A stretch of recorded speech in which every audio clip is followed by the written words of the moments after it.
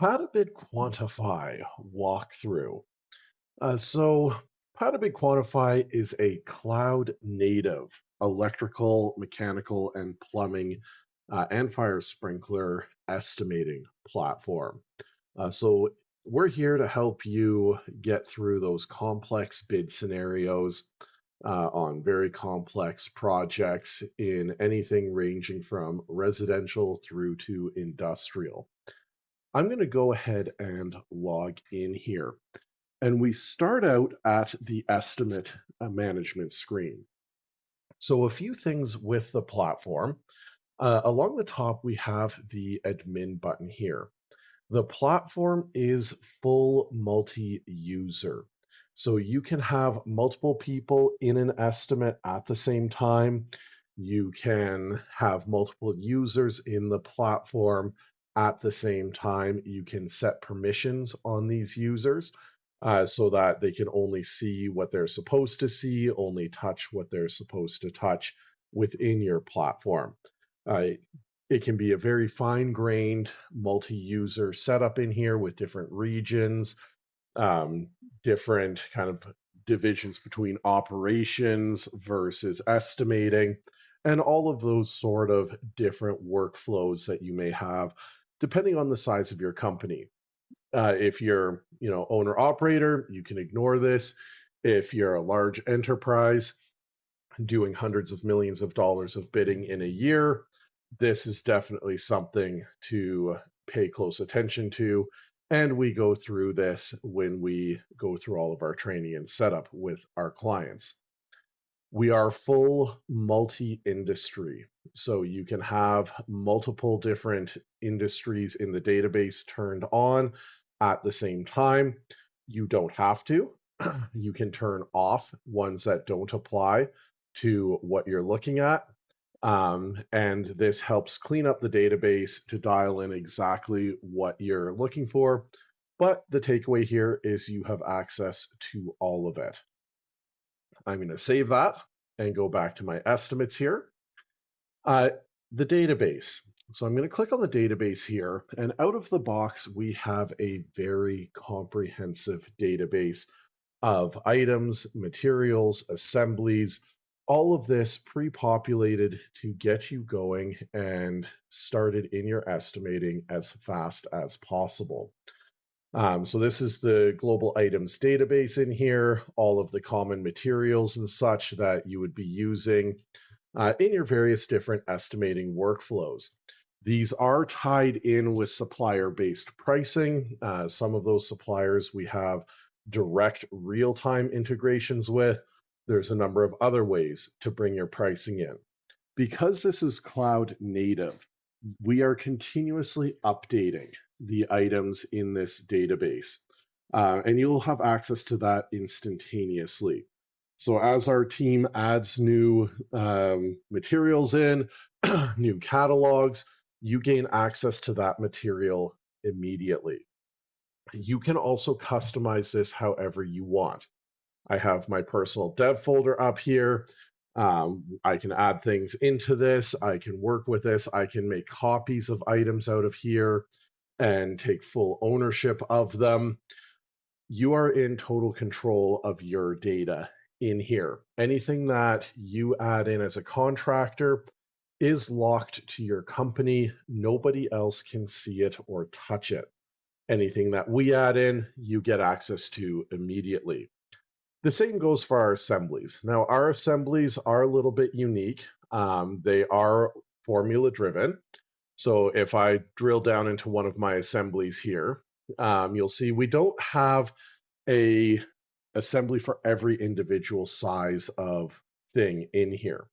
And we'll be getting into that a little bit further in the takeoff demonstration here. But essentially, if I double click on one of these in here, this is what an assembly looks like. Basically, you can build one assembly using these assembly variables, and it will cover you for all the size permutations of that assembly. So it makes assembly management very fast, very effective in here. Next, we're going to go back and create an estimate in here. So I'm going to right click on my demos folder. One thing to actually discuss is the actual folder structure here. It's really good practice to break up and organize your estimates. Personally, I recommend organizing by year, because when you click on one of these years, it's going to show you all of your stats out of that year. Who was awarding you work, what sectors that work was in, square footage values, total values bid, total man hours bid. And then again, who was the actual person putting together each one of these bids in here. And you can extract this information into any number of different systems. You can dump this straight out to Excel. You can submit this into Power BI. There's a number of different ways that you can get your data in and out of the system. I'm going to right click on my demos folder here and hit new estimate. And I'm going to give this a name. Here we go. It's going to automatically put in a number for me here based on my number format. If you don't have a number format, you can leave that blank. And then we have our templates. So out of the box, we have our default template here. I'm going to select that, but you can have any number of different templates within the platform. This can be, different styles of work, different types of clients. You can have templates for different locations of work. Essentially, a template is a pre-configured estimate ready to go. And I'm going to hit create here. And that's going to go into my folder here. And then I can click on it and it's going to pull up some further details for me. I've got the various different dates that I can plug in here. Typically, the best one to track initially, at least, is definitely the closing date, closing times, all of this kind of key information in here. The rest of these dates all of these dates are entirely optional, but it's good practice to track the key ones in here. Then we have labor. Out of the box, we have several different labor manuals loaded in here. We have Suderman Quantify, which is geared towards the commercial, kind of light institutional. And then we have the NECA manual in here for electrical. Suderman covers mechanical, plumbing, and electrical. NECA obviously just focuses on the electrical. And you can switch labor manuals during your project, essentially to do those what-if scenarios. If you're partway through your takeoff and you want to see what happens if you switch over to NECA, you can simply come over here and do that switch. Then we have pricing. So as mentioned, we have several different integrations for pricing in here. If I click on this green button here, I can start to set pricing priorities. And so if I wanted to dial in, who I wanted to purchase from, any of that sort of information, I can start to bring that information in here and set the priorities on this. Now, this is typically something that you configure once in your templates, and then you may adjust it if there's some special condition on a project, but this lets you bring in real-time pricing into your estimates. And you can set, how you want this to be brought in, lowest, highest, or average price. I'm going to save this, and that's going to lock in my pricing for me. Then we have the various different categories that we can set for this estimate. We can track who we're bidding to in here. If we're bidding to general contractors in here, we can start to track that, or owners. Again, all optional in here, but really, really good to track this sort of thing so that you can start to trace where you're performing your best, which clients are giving you work, that sort of information, which clients are winning the work on their end versus, whether we're getting a portion of that work. Once you have that configured, the next step is to start to bring in some documentation in here. So I'm going to start with this front end document. This was from a wastewater treatment plant project, small project, and I've imported this in here. Now I have turned on the Newton LLM in here. And so the very first thing that it's going to do is summarize this document and look for any sort of key contractual risks. So things that I should be aware of. So here we go. We've got, project completion dates listed out here, different RFP dates, key things that I should be aware of in here, and critical holdbacks, those sort of things. A link to the project site here if it's been able to extract that information. And here it is. And all of these kind of key details summarized very, very quickly here. And then we can start to ask it questions. Is there a site visit date scheduled? Here we go. And it's going to go through and find that information for me, give me the address, tell me where it found this, those sort of details in here. You can also ask it to generate information. So if I wanted it to write an RFI to the owner asking to use the on-site lift equipment for installation and the specifications of that equipment. And here we go, and it's going to take a run and generate a preliminary RFI for me, asking for that sort of detailed information. And all of that feeds into the notes section here. I can reformat this however I would like. It's going to put my contact information in here, and here we go.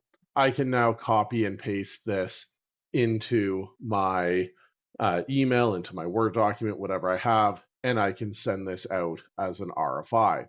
So essentially an estimating assistant to help with a lot of that documentation control, very fast searches and summarization of the documents. I'm going to add in another one here. This is going to be a drawing set.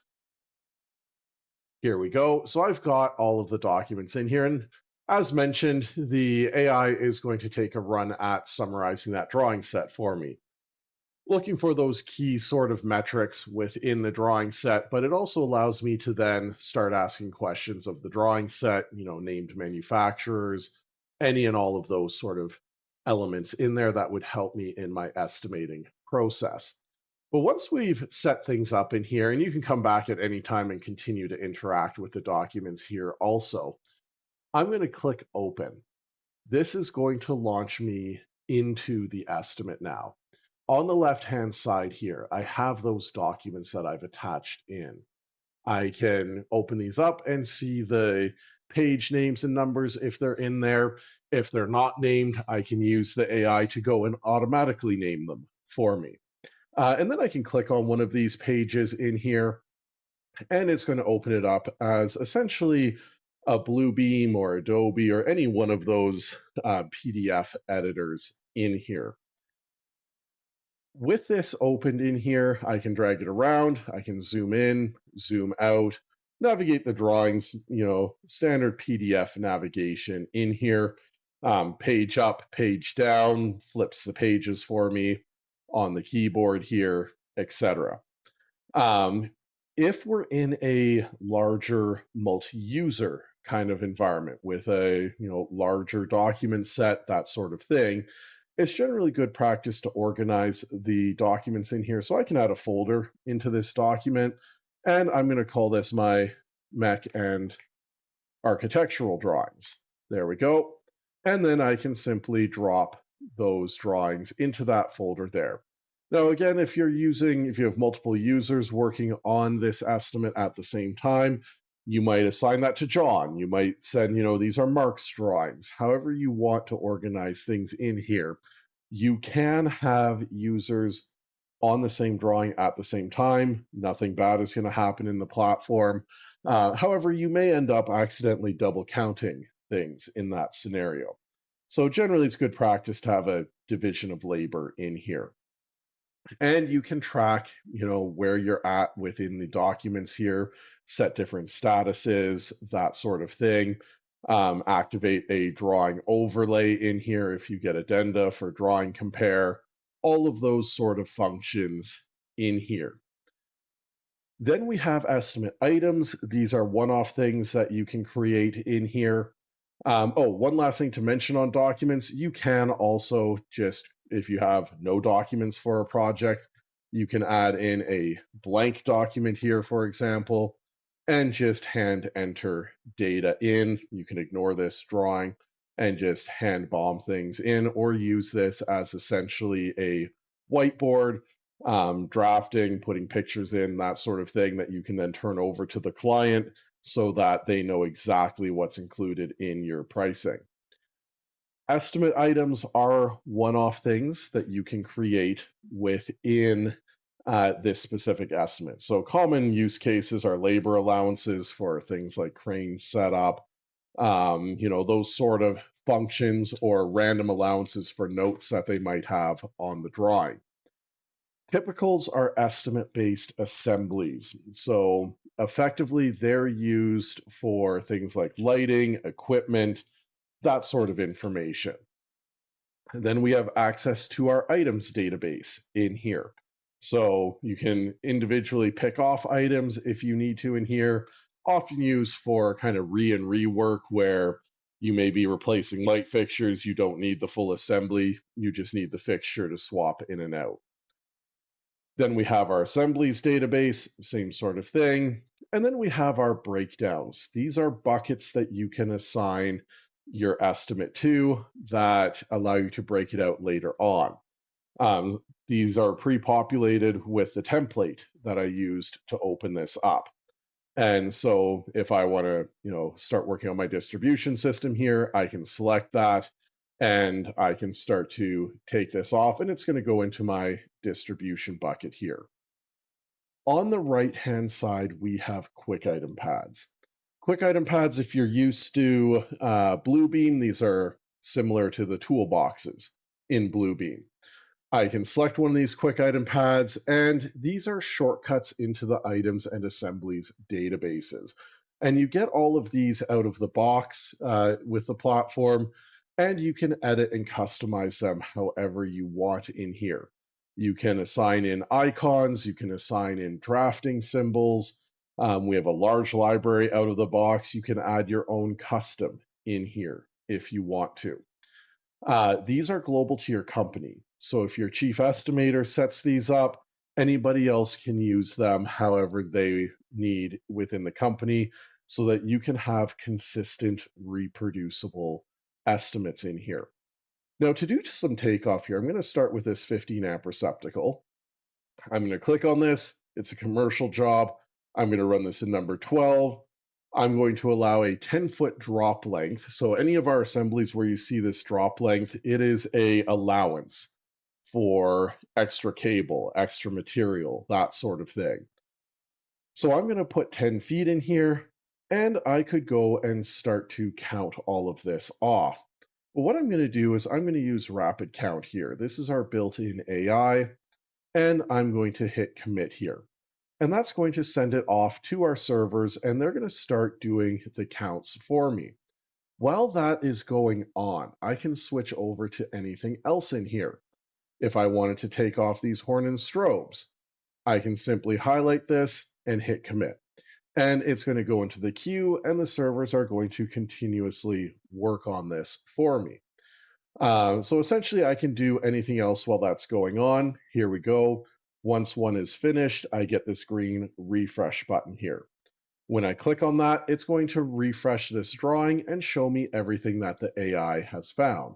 So it's counted 128 of these receptacles for me. It is not 100% perfect, but what I can do here is simply right-click on any of the ones that it found, copy, and paste that. I can press the R button to rotate things, depending how I want things lined up in here. And there we go. That is all going into my audit trail down here. And refresh again for those horn and strobes. There we are. Now, these have come in as assemblies. I get this little drop-down arrow here. I can click on that. That's going to expand this out and show me everything that is within that assembly. If I need to tweak anything in here, I want to add in a couple more receptacles for some reason. I can just simply update those quantities in here.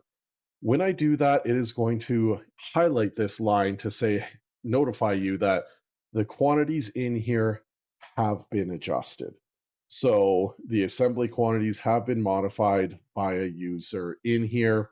You can re-extend the assembly if you want to just reset it back to whatever the normal calculated values are, that sort of thing. But it gives you that rapid ability to simply adapt to addenda, those sort of things that may have come in.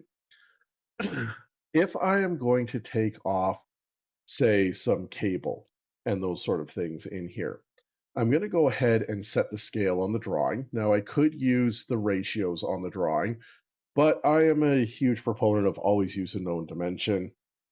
It is the safest way to ensure no matter what, if the owner has messed with something or the scales were wrong on the drawings, this is going to guarantee that as long as the drawing is to some scale, it's going to come in correctly. And then I can start to take off some of my branch circuitry here. I'm going to wire up this room here. I don't need the drop length in here. And I can start to draw this in. I can hold down the control button to get orthogonal lines here. And then I can right click and that's going to go into my estimate, throw a box on the end here. I can highlight both of these holding down the shift button and copy and paste them and rotate this so that I can start to do my takeoffs very quickly in here. And everything is being linked in to this audit trail. So I know exactly what went down in this estimate, how each component went together in here. And I have that full traceability.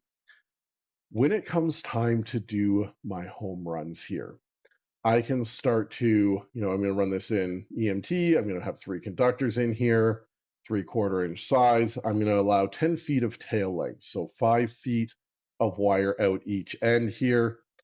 And I just need one of these runs. Here we go. I'm going to connect those 2 rooms up. Then I'm going to click on this again, and I'm going to upsize this now to say 1 inch, 5 conductors in here, and I'm going to allow a 10-foot drop down to my panel, and I can bring this in here. Now, if I wanted to edit things in here, for example, so let's say that I wanted to actually add in some different size conductors. So the assembly assumes by default all the same conductor sizes. I'm going to go take this off again. And let's say that I wanted to add in something bigger. I'm going to take this off in here as a, say, 2 inch in here. And I want to add in 3 extra conductors in here. For some reason, maybe this is going to double as a feeder to something else in here. I can go in here, I can grab my feeders in here. I'm going to run this in copper, black, and I want to run this in number 3, and I want 3 of these in there. Here we go. Now I can close this and draw this in, and this is going to come in as a time of takeoff modified assembly here. And now if I extend this one out, I'm going to have those extra components in here. So I've got my standard number 12 that I brought in, and then I've got 5 of those, and then 3 of these number 3s in here. When it comes to things like lighting, so I'm going to flip over to my schedule here, and wrong one. That was my panel schedule. I want to go to my lighting schedule here. So here we go. Oftentimes you'll get this light fixture schedule. What I'm going to do in this case is I'm going to use typicals for this. So I'm going to start by adding a new folder into my typicals, and I'm going to call this lighting. And in here, I've got this folder now. And then I can use this extract a table from a drawing and simply come in here and highlight this table. Tell it I want to put it under lighting, and I want it to have the light fixture tag, and hit send. This is going to send this table off to our servers again. And what they're going to be doing right now is they're working on extracting the data out of this table. So the core thing that we're going after is this tag list. So there we go. I can refresh this and see that it did the majority of these in here. It missed one. That's fine. I can create that myself in here. But now I have this preliminary list of tagged assemblies in my estimate ready to go. So I can then flip over to my lighting plan, for example, and I can start to take this off very quickly. So if I come in here and I go to my typicals and I'm going to start with my FR1s, I'm going to start with rapid count on this and I'm going to go after that FR1 symbol. Now, there's a couple of different ways of doing this depending entirely on how the drawings are structured that you get from the engineer. Sometimes they're, really good and they have individual symbols for each of these. Other times you may go after just the tag. So for the FS2s here, I'm going to go after just the tag here. This is really highly dependent on the type of documents that you get. As these are coming in here, I can hit the refresh and see what it's pulled out. It's missed a couple in here. That's fine. I can copy and paste these in here. And here we go. I'm adding each one of those in. If it missed a bunch of them, what I would do in this case, for example, these FS1s, it missed a larger number of them. I'm just going to rerun that. I'm going to double click on this, select rapid count, check off replace overlapping counts here, and then simply highlight one of the ones that it missed and tell it to go again. And this way, it's going to be able to search through any of the ones that it missed, but it's not going to double count anything. Now, these assemblies are coming in right now as effectively empty assemblies. They just have the tag in here. The goal is to get this out to my suppliers as fast as possible. But what I can do at any point in here is come in here, right-click on my FR1, for example, and hit Edit Typical. Everything turns blue here. This means that anything that I take off right now is going to go into this typical, not into the base estimate. And then what I can do is flip over to my lighting quick item pad.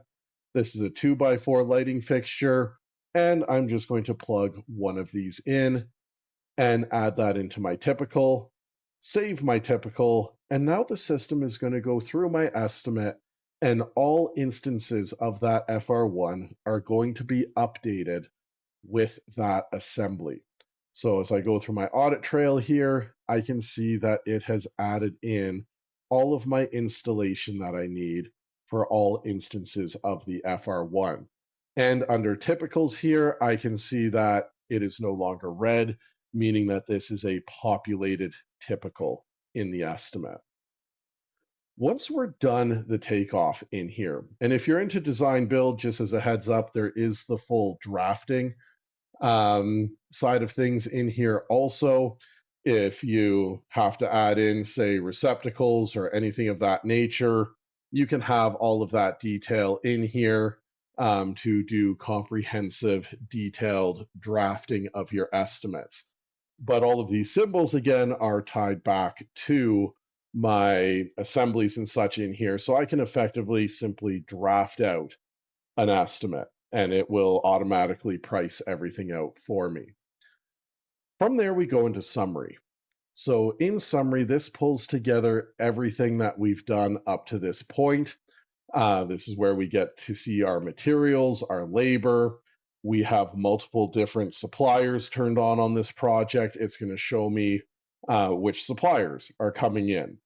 Anywhere where I have these yellow icons, these are cut sheets for those items attached in. So I can see exactly what I'm bringing in. If I want to bring in a real-time price, I can select City Electric, for example, up here. Hit next. This is going to go and collect my price up to the minute from their internal ERP system. I can turn off the ones that don't apply, that I may not want to bring into this project here. You are in total control of all of your pricing in here, and then click import for those elements that I want to bring in. And now it's going to update this and show me this is coming from City Electric. If I want to make allowances for anything in here, if I just want to say this is going to be $50, that is now going to be highlighted yellow and indicate that this was a user entered price in here. I can summarize this table. So if I right click and select summarize and say I want to see it by drawing in here, I can break this down by drawing, and this is going to then show me my bill of materials per drawing in here. If I wanted to get a little more creative and say I want to see drawing and phase of construction, I can summarize on that, and now I can see my drawing and different phases of construction in here.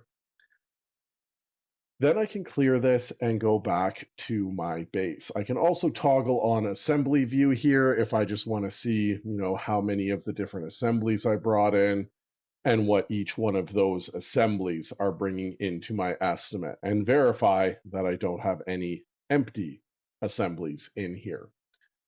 So a couple of different ways of analyzing your takeoff and total summary for the project. Then we go into closing.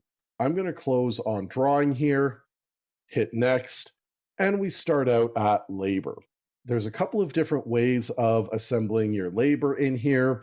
You can do it as simple as an average rate, or you can do comprehensive crews where you build out composite crews with all of their individual metrics in here. And then I can simply assign these crews into my estimate. I can break things down if I have different crews for different work areas. I can apply those into the estimate here to get a very accurately modeled labor value and labor budget for this bid. I can override labor factoring in here if I needed to add, 25%, if this was all high bay lighting or something of that nature. I can override and apply those factors in here. Packages, these are your quoted materials. So again, this was all pulled out of the template that we used to open this up. So it can be customized however you want to your company. But essentially in here, if I hop in and edit this lighting package, I've got the usual suspects that I'm going to go out to. I can add in other ones if I need to for this project. I can delete ones that don't apply to this project. Then I can search for my tags in here and assign the scope of work that I'm expecting them to include, download the bill of materials for this, and send this out to them for an RFQ. And this template can be totally customized to your company also. Your own logos, your own terms and conditions, all of those sort of things so that they know exactly who they're dealing with. And then I can save this. And this is going to sit here red until that day of closing. Then I can come back in here, and if they are doing, say, a lot price for this, I can say, okay, this is a lot price. And let's say that City Electric came in at 12,000 and Rexel was 11,000. And then Wesco may have been 15,000 for their lots in here. Now, the rest of this becomes that scope alignment matrix. So as I'm reading through Rexel, for example, maybe they put a line in there taking exception to delivering this. Well, I know that I definitely am not building this in their warehouse, and it's going to be, $3,500 to get this to my site. So I'm going to put that in as a plug number. So then as I'm looking at these bottom numbers, I am comparing apples to apples. And I can select the one that I want to run with.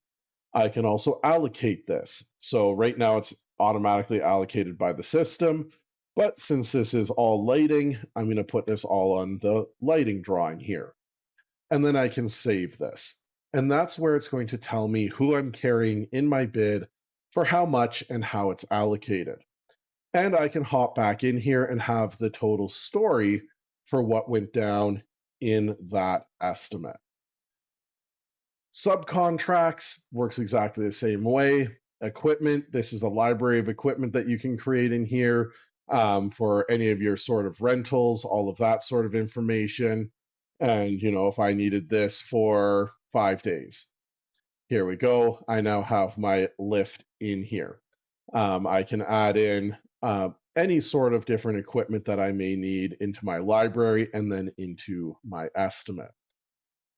Overheads and indirects, not going to go into a ton of detail. Every company has a lot of different ways of defining these things. Suffice it to say, these are tables where you can bring in other details for your estimate.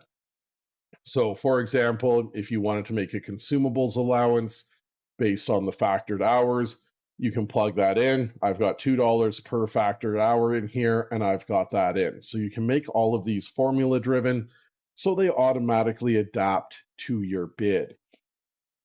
This is something that, again, we get into a lot more detail in the onboarding to customize the template to your company with all of these sort of things pre-configured. So, if mileage didn't count on this project, I can either zero it out or simply delete it out of here, but everything is coming in as expected.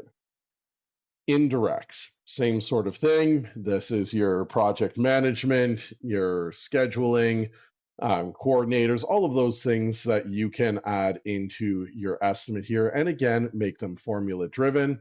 So if I wanted this to be factored hours, and allow 25% for my superintendent, I can plug that formula in here. It will auto calculate out.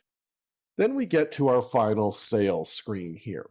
Now in here, we've got essentially all of our different metrics in here. I can plug in a 20% margin. It will back calculate my markup. I can plug in my markup and it will back calculate my margin in that case.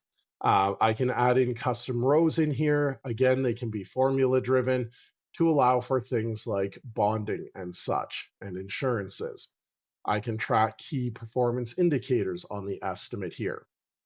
And then I get my total breakdown. So this is everything rolled up, broken out by drawing. I can then take this into export, start a new proposal. I'm going to use our sample proposal document here, call it quote number 1, for example, and hit start. And this is going to generate a Word document for me. I can click on it. It's going to open it up within my browser, and I can start to edit this however I want, update the scopes. I've got my numbers in here. All of this sort of installation or information. And then when I'm ready, I can download this again as a Word document or a PDF. I can also run this in Excel. So for example, as part of our change orders in here, I can give this a name, and we do have the change order module built in, but this is the base report that it uses. It runs in Excel and is far more detailed in here with everything that I am providing so that I can defend a change order to the client. And again, when I'm ready with this, I can download this as Excel or PDF in here. It is all collaborative, so everybody from management down to a team of estimators working on a project can collaborate on this in real time. And that is where the platform ends. If you have any questions, feel free to reach out to us at PataBid here.